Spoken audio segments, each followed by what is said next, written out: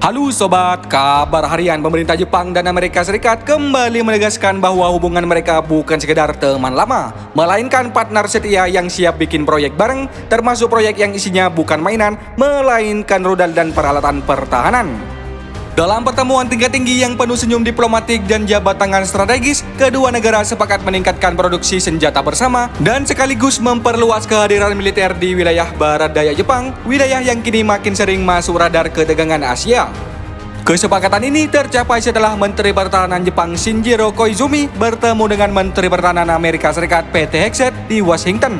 Pertemuan itu menurut pengamat lebih mirip rapat direksi perusahaan multinasional. Bedanya, produk yang dibahas bukan smartphone, melainkan rudal udara ke udara dan penjegat darat ke udara. Dalam pertemuan tersebut, Jepang dan Amerika Serikat sepakat untuk tidak hanya berbagi strategi, tetapi juga berbagi jalur produksi.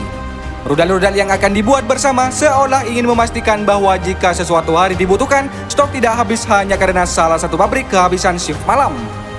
Tak berhenti di situ, kedua menteri juga berjanji memperkuat rantai pasokan termasuk untuk mineral penting, komunitas, dan kini nilainya hampir setara emas di dunia pertahanan.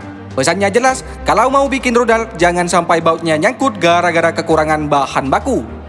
Di balik kesepakatan hangat Jepang dan Amerika Serikat, hubungan Tokyo dan Beijing justru sedang berada di suhu tinggi. Mendekati mode jangan saling cat dulu. Ketegangan ini dipicu oleh pernyataan Perdana Menteri Jepang, Sanae Takaichi pada November lalu, yang dengan lugas menyebutkan bahwa Jepang dapat melakukan intervensi militer jika Cina menyerang Taiwan. Pernyataan tersebut langsung membuat Beijing bereaksi keras. Cina yang menganggap Taiwan sebagai bagian tak terpisahkan dari wilayahnya, merespon bukan dengan pidato panjang, melainkan dengan langkah yang lebih praktis dan menyentuh ekonomi. Tokyo pun langsung siaga, pasalnya langkah itu memicu kekhawatiran serius bahwa Cina bisa mengetatkan pasokan logam tanah jarang, bahkan penting untuk dibutuhkan Jepang untuk industri teknologi dan pertahanan. Singkatnya, tanpa logam ini, dari mobil listrik sampai rudal bisa ikut mogok.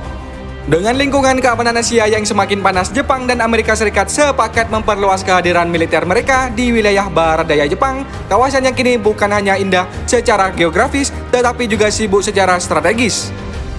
Wilayah ini mencakup pulau-pulau subtropis seperti Okinawa yang selama ini dikenal wisatawan karena pantainya, namun oleh militer dikenal sebagai pos terdepan pengawasan kawasan. Okinawa menjadi titik penting untuk memantau Cina selat Taiwan, dan semenanjung Korea ibarat balkon strategis yang menghadap langsung ke kawasan paling sensitif di Asia Timur. Tak heran memperkuat pertahanan di wilayah barat daya kini menjadi prioritas utama Tokyo, bahkan nyaris setara dengan agenda ekonomi dan energi. Selain produksi senjata, Jepang dan Amerika Serikat juga sepakat memperluas latihan militer bersama, tapi bukan latihan militer biasa. Kementerian Pertahanan Jepang menyebutkan latihan ke depan akan lebih canggih, praktis, dan dilakukan di berbagai lokasi, termasuk wilayah barat daya.